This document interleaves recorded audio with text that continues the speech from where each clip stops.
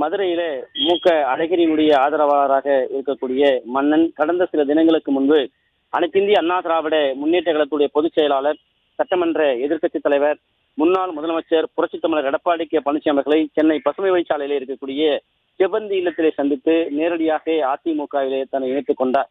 அவரோடு நூற்றுக்கணக்கானோர் அனைத்திந்திய அண்ணா திராவிட முன்னேற்ற கழகத்திலே தங்களை இணைத்துக் கொண்டார்கள்.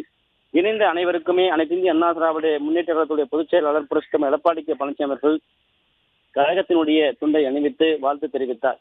அதே போன்று இன்றைக்கு மூக்க அலைகளுடைய மற்றொரு ஆதரவாளராக இருந்து வந்த SR கோபி இன்றைக்கு அதிமுகவுடைய முன்னாள் அமைச்சர் செல்லூர் கே ராஜு அவர்களுடைய ஏற்பாட்டிலே சென்னை பசுமை வழிச்சாலை இல்லத்திலே இருக்கக்கூடிய அனைத்திந்திய அண்ணா திராவிட முன்னேற்ற கழகத்துடைய பொதுச் செயலாளரும் சட்டமன்ற எதிர்க்கட்சித் தலைவரும் முன்னாள் முதலமைச்சருமான புரட்சித் தமிழர் எடப்பாடி கே பழனிசாமி அவர்களை சந்தித்து 500க்கும் மேற்பட்ட ஆதரவாளர்களோடு அதிமுகவிலே தன்னை இணைத்துக் கொண்டார்கள்.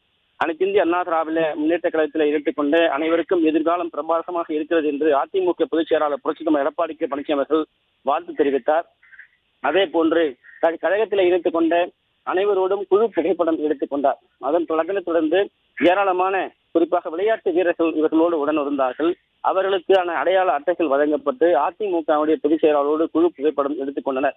குறிப்பாக இந்த நிகழ்வில் அனைத்திந்திய அண்ணா திராவிட முன்னேற்ற கழகத்துடைய முன்னாள் அமைச்சர் செல்லூர் கே ராஜு, அதே போன்று அதிமுகவில் ஏற்கனவே இணைந்திருக்கக்கூடிய மதுரையைச் சேர்ந்த மூக்க அலைகளுடைய ஆதரவாளராக இருந்த மன்னன் உள்ளிட்ட ஏராளமான அதிமுக நிர்வாகிகள் உடன் இருந்தது குறிப்பிடத்தக்கது. சங்கீதா.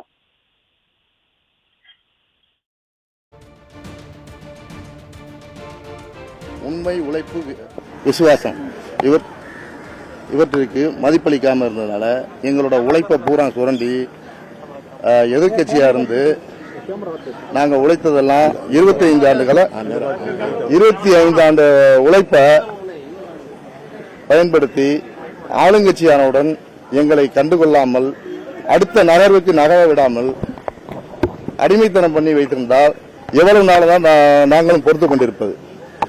அதனால் என்னை விலக்கிக் கொண்டு இன்று அண்ணன் எடப்பாடியார் முன்னிலையில் அண்ணன் முன்னாள் அமைச்சர் செல்லூர் ராஜு அவர்களின் ஏற்பாட்டில் என்னை கழகத்தில் இணைத்துக் கொண்டேன்.